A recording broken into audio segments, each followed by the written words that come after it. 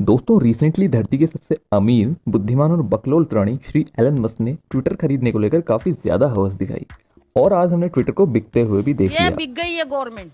अब स्ट्रेंज बात यह है कि ट्विटर बाकी सोशल मीडिया प्लेटफॉर्म्स जैसे कि फेसबुक, इंस्टाग्राम, व्हाट्सएप से numbers of users, ad revenues और दूसरे प्रॉफिट्स में कहीं आसपास भी नहीं दिखता। Total value of Facebook is 518.5 billion dollars और ट्विटर का कितना है 46.5 बिलियन डॉलर्स। 280 कैरेक्टर्स से ज्यादा का ट्वीट आप कर नहीं सकते।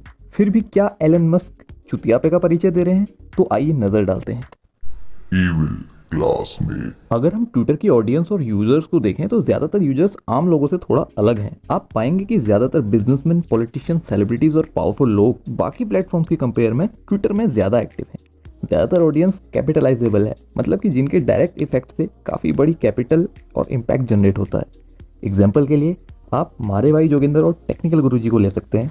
अगर जोगिंदर भाई कोई डिवाइस आपसे लेने को कहें या कोई एप्लीकेशन परचेज करने को कहें तो बहुत कम चांसेस हैं कि आप लेंगे। वहीं टेक्निकल गुरुजी के सजेशन पे आप जरूर कंसीडर करेंगे। जोगिंदर भाई भले ही बकचोदी के जितने फॉर्म भर लें, वीडियो एडवर्टाइजमेंट से जितना चाहे रेवेन्यू जनरेट कर लें, लेकिन डायरेक्ट इन्फ्लुएंस से कुछ ज्यादा जनरेट नहीं कर सकते। टेक्निकल गुरुजी एक कैपिटलाइजेबल इन्फ्लुएंसर हैं और इलॉन मस्क के पास ऐसे ही 84 मिलियन फॉलोअर्स हैं। इलॉन के लिए एक सोशल मीडिया प्लेटफॉर्म कम है, बल्कि फ्री मार्केटिंग प्लेटफॉर्म ज्यादा है। इलॉन अपने हर नए ब्रांड और प्रोडक्ट का फुल मार्केटिंग ट्विटर पे ही करते हैं। उनके एक ट्वीट पे अगर देखें तो रीट्वीट्स, लाइक्स और कमेंट्स मिला के लगभग 700 से 800 मिलियन लोगों तक उनकी बात आराम से पहुंच जाती है। एक रिपोर्ट के अनुसार टेस्ला ने अपनी एक कार के एड्स पे $0 खर्च किए, बल्कि हुंडई ने लगभग $2000 खर्च किए थे 2019। दूसरी तरफ इलॉन के लिए इन्वेस्टर्स के मन में ये फीलिंग रही है कि इलॉन मिट्टी को भी सोना बना देते हैं। इलॉन किसी भी कंपनी से जुड़ते हैं तो उस कंपनी के शेयर्स के भाव रातों रात बढ़ जाते हैं। किसी प्रोडक्ट के बारे में ट्वीट करते हैं तो उसकी वैल्यू आसमान छूने लगती है। यही वजह है कि इलॉन के एक ट्वीट से यूएस का पूरा मार्केट हिल जाता है। बिटकॉइन और डॉजकॉइन के प्राइसेस भी इलॉन के एक सिंगल ट्वीट से ही आसमान छू गए थे।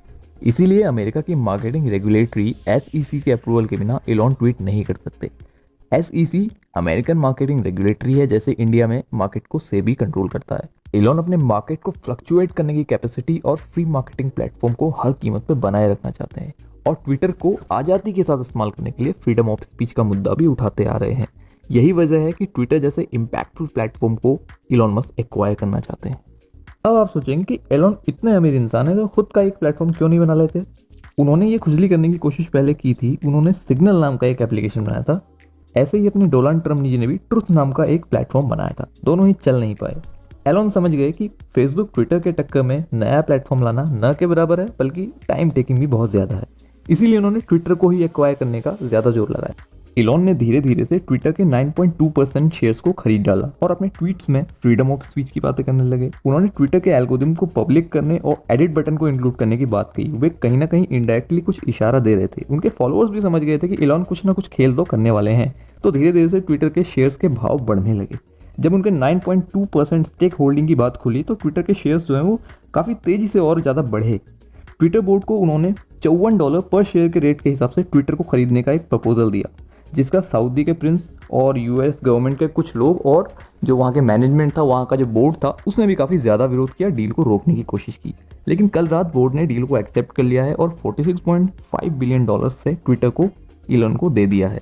क्योंकि इलॉन पहले से ही ट्विटर मैनेजमेंट को काफ़ी ज़्यादा पेल चुके थे, तो कुछ अनआंसर्ड क्वेश्चन है, जैसे कि ट्विटर का नेक्स्ट CEO कौन होगा, बोर्ड ऑफ चेयरमैन कौन होगा, इसके अलावा क्या डोनाल्ड ट्रंप वापस आएंगे, ट्विटर को इलॉन पूरी तरह से कंट्रोल करेंगे या कोई फ्री मैनेजमेंट उससे कंट्रोल करने वाला है। वैसे इलॉन खुद फ्रीडम ऑफ स्पीच को कितना सपोर्ट करते हैं यह भी अनआंसर्ड है। उन्होंने अपने एक टेस्ला वर्कर को सिर्फ इसलिए फायर कर दिया क्योंकि उन्होंने यूट्यूब पे एक रिव्यू डाला था टेस्ला की कार का। उनके क्रिटिक्स भी कहते हैं कि इलॉन स्पीच की बात तभी करते हैं जब पैसे की बात आती है। कहावत है ना कि दूसरों की फटी में सभी टांग अड़ाते हैं। तो दोस्तों ये था ट्विटर के बारे में और इलॉन मस्क की हवस के बारे में एक वीडियो। आई होप ये वीडियो आपको इन्फॉर्मेटिव लगा होगा और आपसे अनुरोध है कि अगर पसंद आया हो तो लाइक वगैरह कर दीजिएगा और मिलते हैं आपको नए वीडियो के साथ नेक्स्ट वीडियो में।